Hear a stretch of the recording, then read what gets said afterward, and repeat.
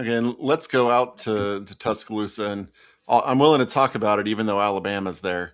But this is an area.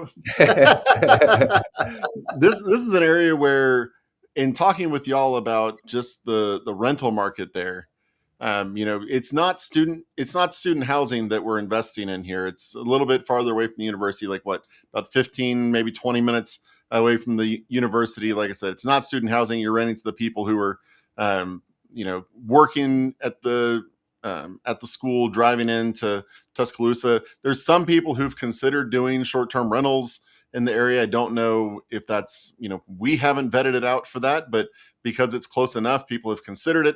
But talk a little bit about what you've seen in Tuscaloosa in terms of both appreciation, but also the rental demand and growth that you've seen. Yeah, rental growth and demand in Tuscaloosa, it is probably year in and year out our most consistent market as far as demand goes. And you're absolutely right. The houses that we're selling for rentals are not student housing primarily because most students want to be within walkable distance of the university. So this is geared more towards whether it's university employees, faculty, staff, administration that are willing to drive 10, 15 minutes. Robert mentioned the Mercedes plant that's right outside of Tuscaloosa. We've got two or three neighborhoods that are right around that area as well. Mercedes employs about 6,000 people there. So driver for the rental demand as well. So it's a very strong market. When anybody asks us about, where would you invest if you just want consistent demand, Tuscaloosa is always going to be near the top of the list. It's been that way for years. Yeah, roughly 50% of the people that are living there are renters. So the homeownership rate's a lot lower, and there's just a lot of variety of tenant mix.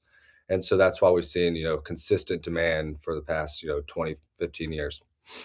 Yeah, I will say it's kind of nice. I know people hear the 50% and think maybe, oh, that's lower than normal. A lot of times, whenever you get into areas that are about 50% or a little bit below, a little bit above, you start running into professional tenants.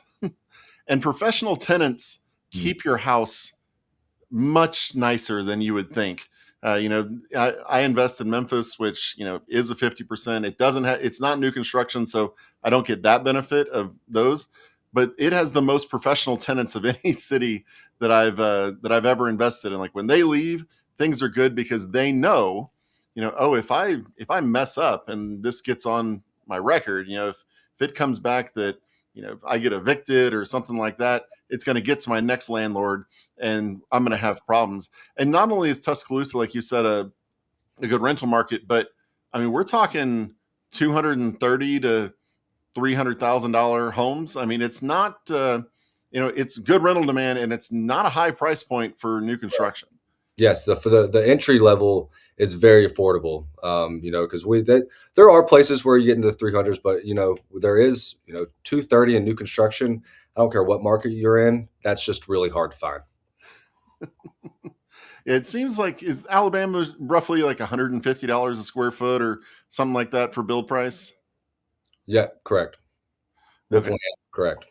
Yeah. All right. And yeah, it's like you said, it's a younger county as well. I mean, I think whenever we were doing our research on it, and I'm guessing it's because of the students, it's only like the median age is about 28 years old.